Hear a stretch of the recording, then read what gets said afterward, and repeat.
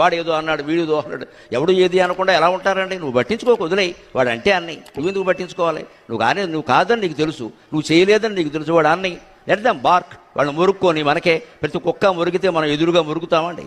కుక్క మురిగితే మనం ఏం చేస్తాం? ఉడుపుగా తప్పించుకుని పక్కకి పారిపోతాం. అది మురిగింది అని మనం మురగంగా మరీ గట్టిగా మురిగితే రాయిట్టు కొడతాం, అయిపోయాయి. ప్రతిదానికి మనం సమాధానం చెప్పక్కర్లేదండి, అవసరం లేదు అక్కడ. అలాగని మనసులో పెట్టుకుని బాధపడకూడదు. ఇంకా అంతకంటే సమాధానం చెప్పడమే మంచిది. మనసులో పెట్టుకుని అసలే బాధపడం చేయలేదు కదా, ఏదో అనుకుంటారు అనుకొని వాళ్ళు ఎవరైనా మనం పట్టించుకోవాలా? ఈ స్థితి రావాలంటే మట్టిలో ఆడాలి, బురద నీళ్లలో ఆడాలి. పూర్వం ఆడించేవారు, గేదె మీద ఈత కొట్టించేవాళ్ళు, వెళ్ళరా అని చెప్పేవాళ్ళు. నేరేడకాయలు కొనమంటే కొనేవాళ్ళు కాదు, చెట్టెక్కి కోసుకో అనేవాళ్ళు. నేరేడు చెట్టెక్కి కోసుకునేవాళ్ళం ఆషాఢ మాసంలో. కాలు విరిగితే విరుగుతుంది, 3 వారాలు రెస్ట్, దానికేముంది, బడి మానేయచ్చు. ఈ సాహసాలన్నీ చేపట్టే తర్వాత జీవితంలో, ఉద్యోగంలో కానీ సంసారంలో కానీ ఎన్ని ఇబ్బందులు వచ్చినా ఎదుర్కొన్నారండి.